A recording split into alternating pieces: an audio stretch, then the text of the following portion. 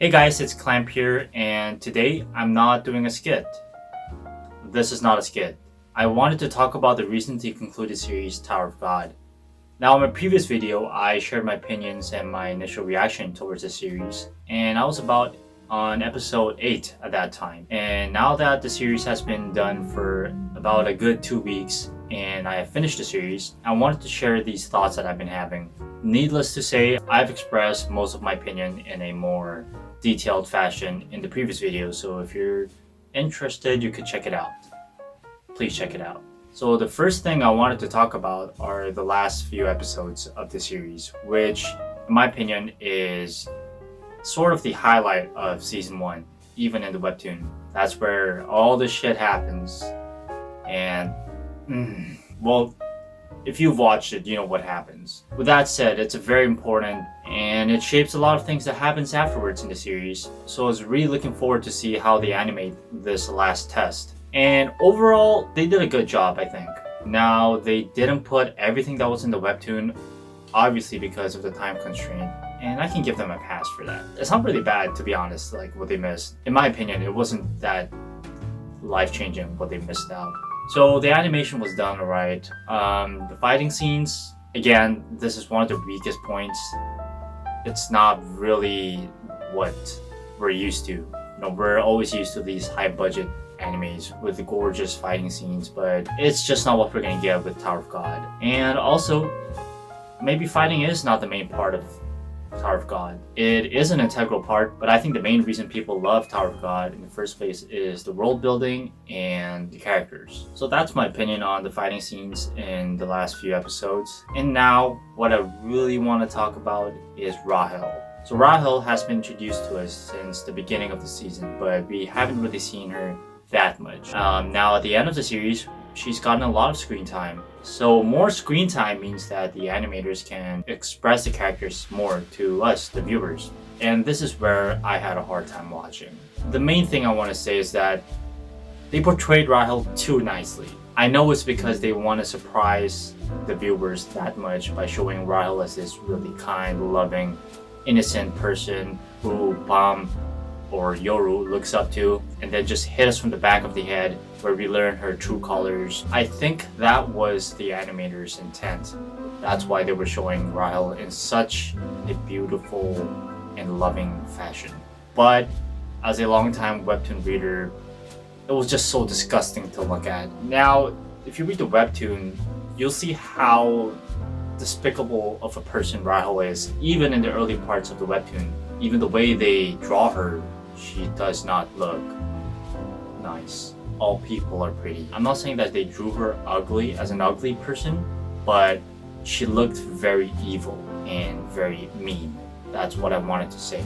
And even in the scenes in the anime where they show how Rahel is not really innocent, such as the flashback scene with Hedon, where she, the first thing she does is complain when Hedon gives her a chance to climb the tower. How could I do this? How could I do that? And just saying it's all unfair, and you get the point. Even in those scenes, I don't think they did justice to show how vile she is. Now, for those who don't know, I am Korean, and I believe with strong confidence that she's one of the top 3 most hated people in South Korea. So my main point was that they could have made Rahel a much more hated villain, but who knows, maybe the animators wanted to paint her as a more relatable, a villain who we can be more compassionate about, and that's fair, I guess, but I have not felt compassion for this lady since reading the webtoon. So there's my rant on Rahel, and what else do I want to talk about? Oh yes, the anime did a good job of,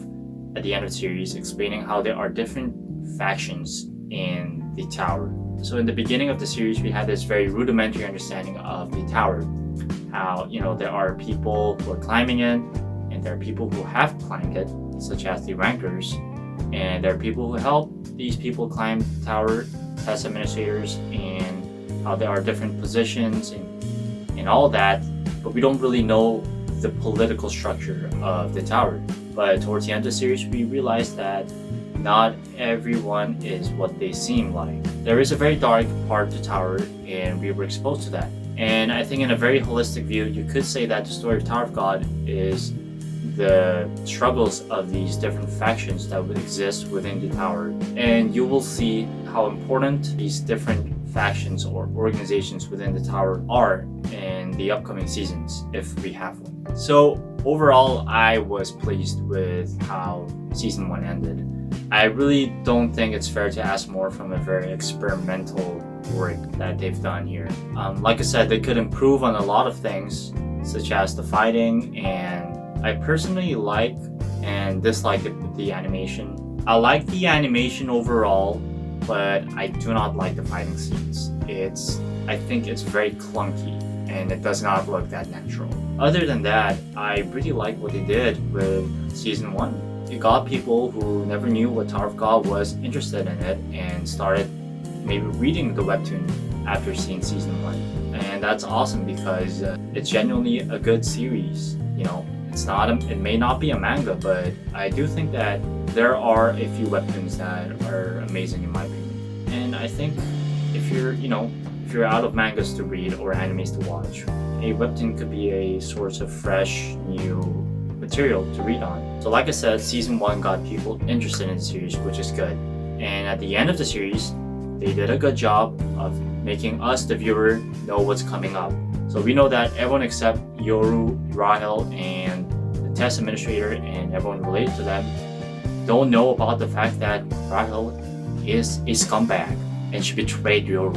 I'm so mad. So we know that they're fooled, and they even get suckered into carrying Rahel to the top of the tower, which they proudly say, we owe Yoru this, we gotta help her, she can't even use her legs, let's help her climb the tower for Yoru.